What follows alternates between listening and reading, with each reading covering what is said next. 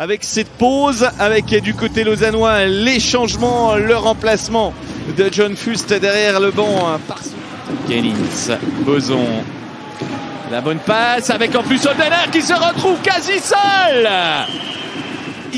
Matteo Nodari, le tir de Marty, la déviation but, la réalisation signée probablement Ken Yeager, en tout cas l'arbitre le désigne buteur. 14-38 et le premier but de l'ère, Geoff Ward.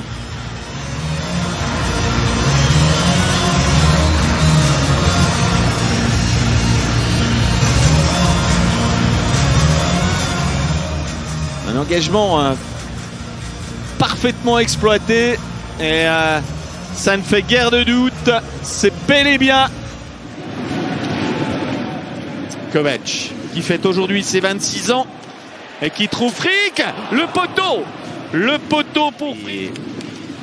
Granlund.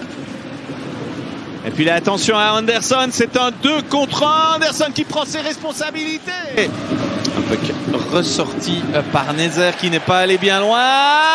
Ouais, le poteau encore.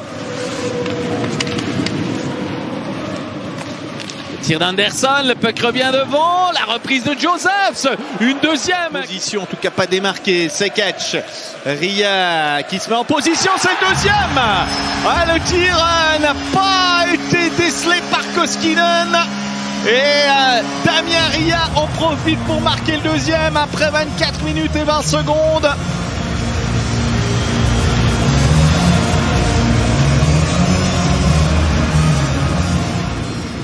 Il est en forme, Damien Ria, il l'a prouvé encore le week-end passé avec l'équipe de Suisse en marquant un but face à la Suède.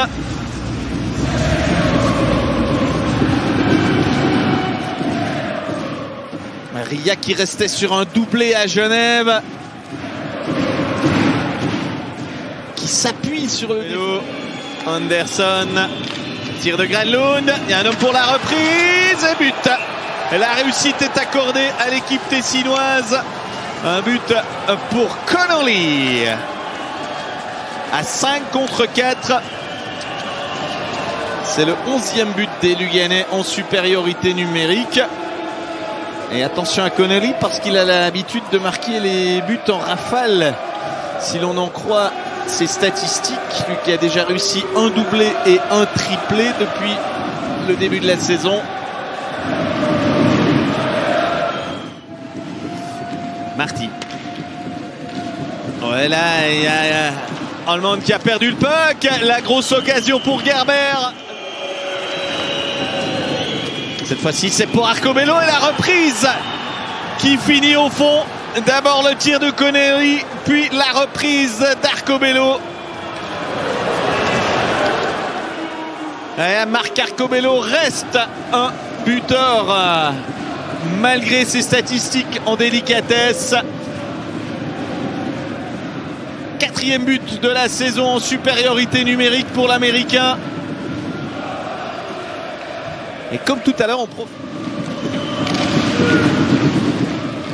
Ria, il y a un homme qui est en excellente position. Koskinen du bout.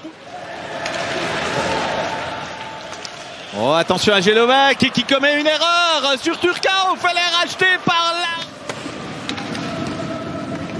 Granlund, un peu gêné, mais il n'y avait pas de faute. Et il a un coéquipier qui arrive en bonne position, il faut un petit miracle. Anderson, la passe de Joseph, ce Morini qui va se présenter seul face à Poulenov, et qui rate.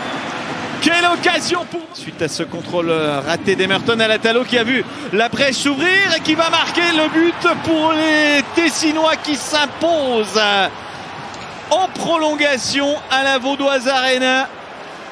Il y a eu un blackout pour les trois qui étaient sur la glace. On a littéralement ouvert les vannes avec Emerton qui a pensé qu'un autre joueur couvrirait et finalement il n'y était pas ce joueur et c'est Alatalo qui vient crucifier Pounenovs dans un dernier geste fort joli du revers et le fils de l'entraîneur assistant Matti Alatalo